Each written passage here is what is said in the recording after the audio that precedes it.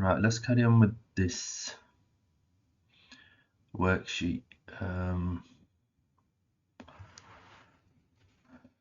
Right, let me just highlight that. I couldn't find that in the book, but so you do need to know the,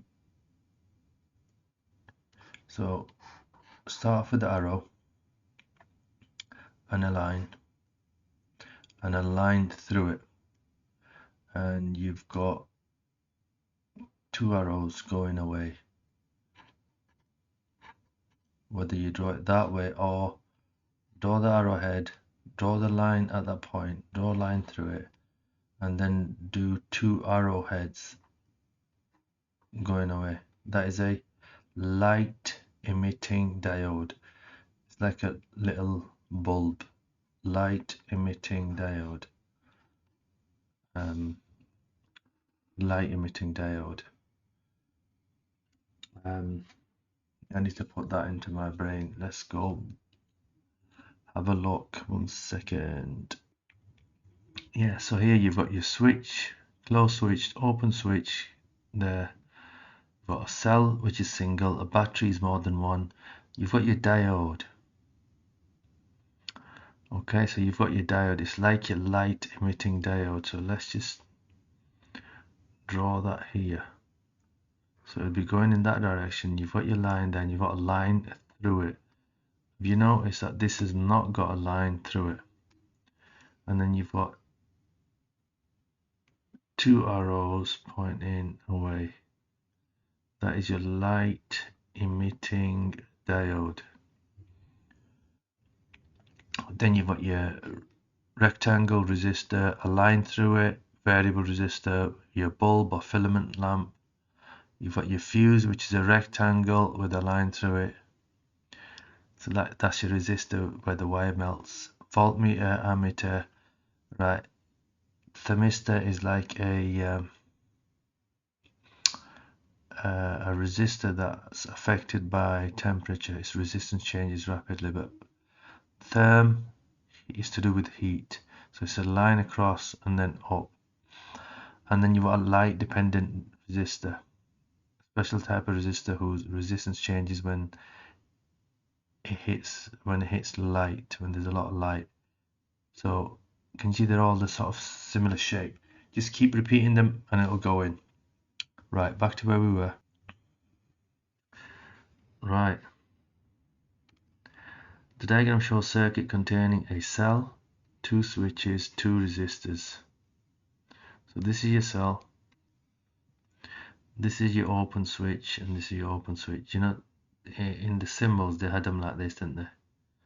So it doesn't matter, you've just got to get used to however they're presented to you. Now these two resistors are in parallel. Right, if they were in series, watch this, they would be side by side like this. There you go, done. But they've not, they've presented it in parallel. Let's get rid of that. Right, a light emitting diode is presented using the symbol. Draw a LED on the diagram that will indicate whether there is current in the circuit in resistor 1. So what you can do is you could put it here. Oh no, that would help. There you go.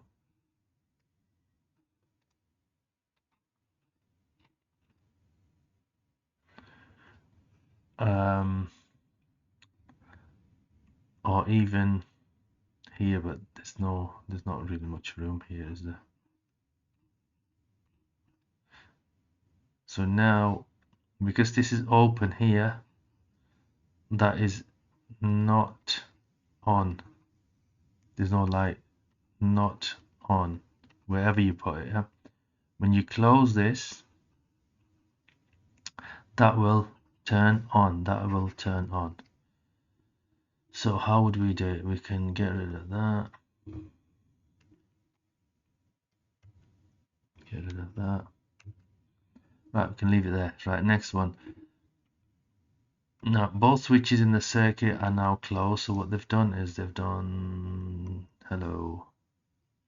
It would help if you had that there. Right, okay, that's there and there.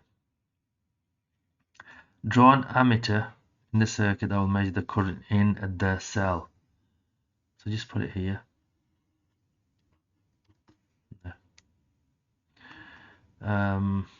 The voltage across the cell is 4.5 volts. So let's just put 4.5 volts. Okay. Explain how the voltage across R2 compares with the voltage across the cell. Right. Because these two are in parallel, that and that in parallel. If I put a voltmeter, what color? We'll just use green. If I put a voltmeter here, it's going to be the same as the voltage across here, and it's going to be the same as the voltage across here. Or even if I were to do this. So whichever component I put it across, it will always be 4.5 because they are in parallel. Yeah, so they've not asked us that. I don't know why I did that. New. Doesn't matter, we can get rid of that. Get rid of that.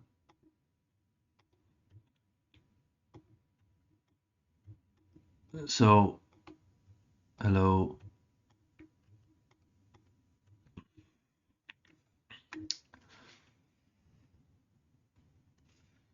Right, across R2. Yeah, it will be 4.5 volts because it's a 2 marker, because the resistors are in parallel. It's a bit confusing initially, but you'll just get used to it. You'll just have to learn. If they're parallel, same voltage.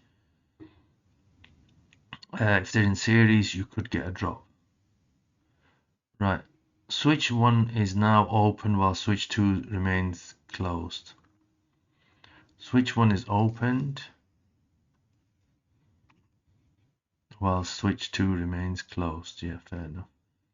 So what they're trying to say to you is this: look, current's going to flow like this, it's going to go down here, it's going to try go up here, and it'll get stuck there. So the current will start flowing down here, through there, up here, and so this is the path the current's going to take. Remember, you get stuck here because there's a gap.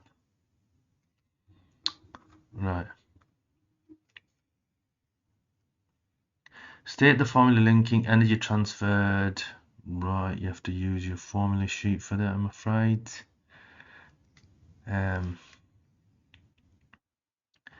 Energy transferred equals charge times voltage, QT equals QT.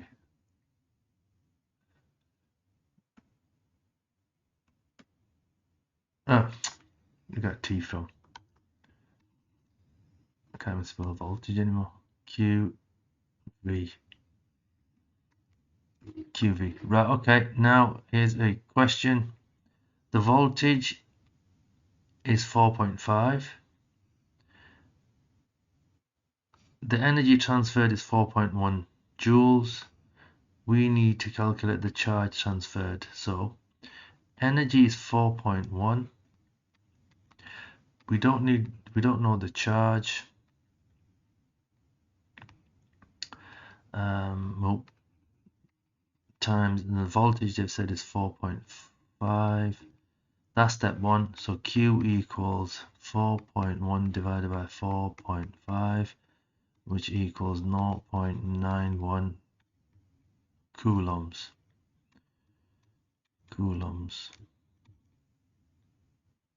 That's a U, by the way.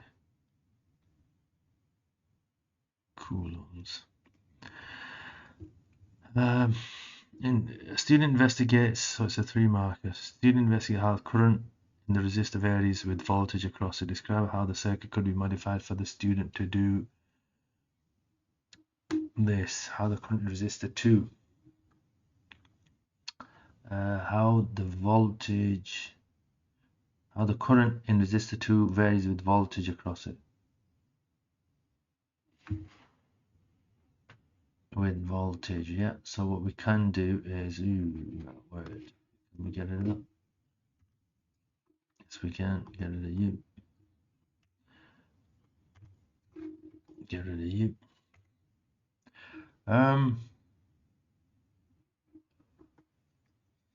So what we need is to measure the voltage across here. So what we need is a voltmeter here in parallel. So it has to be in parallel. Voltmeters go in parallel. And we can use, how could we do that? What we could do is, look, we'll do it here. We'll get so we'll ignore, oh, okay, that's cheeky. That's working. So we use a variable resistor that varies the voltage across here, therefore varies the voltage across here.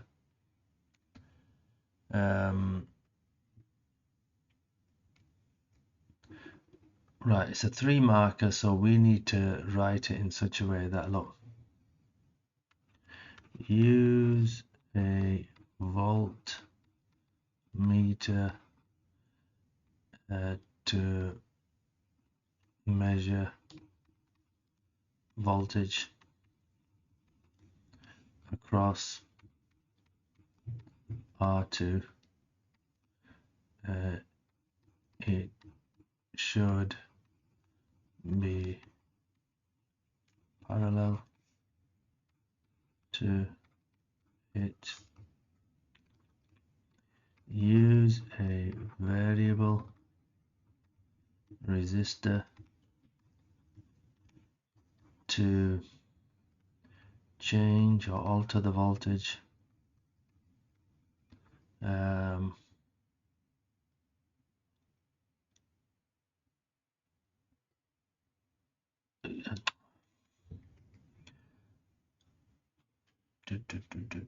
varies with voltage across it. Yeah, so we've got put an ammeter on.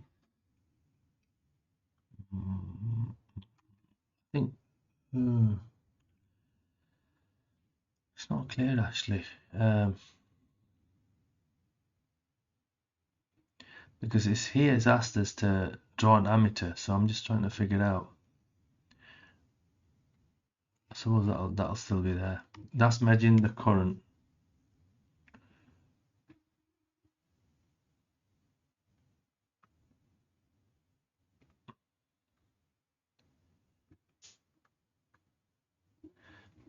Right, it's not clear actually. So what I'd be inclined to do is measure the current there. I don't even know if they've decided to remove that. Not clear. But what they want you to do according to the mark scheme is use a voltmeter to measure the voltage across R2, should be parallel, and then use a variable resistor to vary the voltage across R2. Okay, that leads to 101 questions actually. Right, okay, next question. Lamp X has 7 identical bulbs which are connected in series. That just means that's your first lamp. That's your second lamp. That's your third lamp, and so on. Yeah, so this is how it's,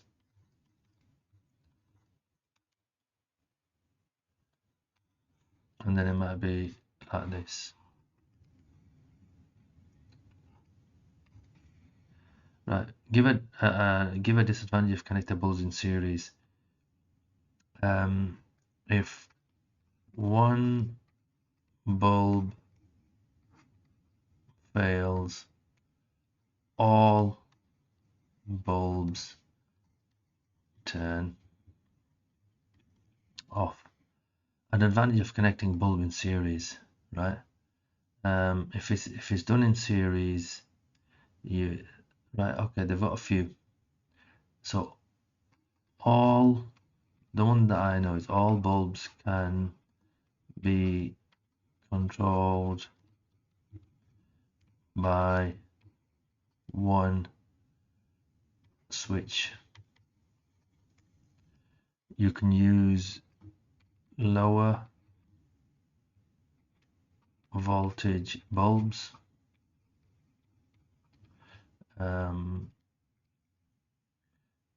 Circuit is simpler, not complicated. I don't know if it's cheaper, but simpler. And it's less likely to overheat because the voltage drop is across all the bulbs, less likely to overheat. Right, look at this. This is the one that by a single switch, and this is the one that they always sort of tend to ask. What are the advantages? If one fails, it all stops working. Right, each bulb has a working resistance. Right, here we get to the let's use that. Each bulb has a working resistance of 390 ohms. The voltage across each bulb is 33 volts. Right, again, standard formula. Voltage equals I current times resistance. Oh, wow. What's going on? Resistance. Current times resistance V. There you go. Calculate the current in each bulb. So we just go here. This is how they like it. Always write the raw equation out. We know that's 33 equals I times 390. So write it out like this and then throw it into your calculator. What is 33 divided by 90? It's 0.08585 amps. Okay. Calculate the energy transferred to the lamp when it's used for 2.5 hours. To lamp X. Okay.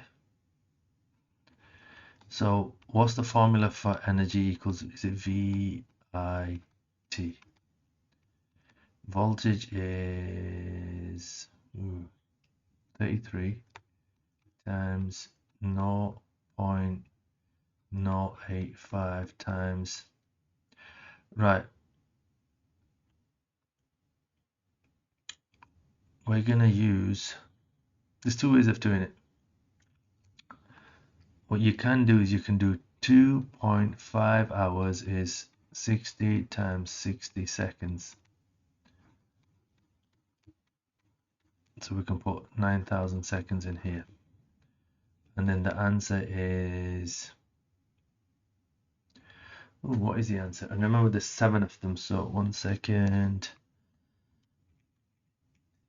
33 times 0.085 times 9,000 equals 25,245. Right, and there's 7 of them, so times 7 Okay, it's got a range of numbers. So that's for one lamp, and we've got 7. So we end up with 176,715 joules. And the mark scheme says anything between 165,000 to 180,000 joules. So we're within that. Okay, another decorative lamp has 5 bulbs. Both lamps main operate. Explain how the brightness of a single bulb in lamp compares to... Right. This has got less bulbs. It's only got 5 instead of 7. So each bulb is brighter in lamp Y. Start off with that. Why is it brighter? Because there's each bulb has more energy. Each bulb has more energy in lamp Y.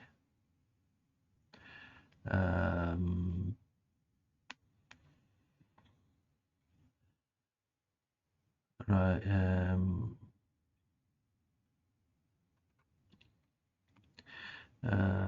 Why would you say that? Because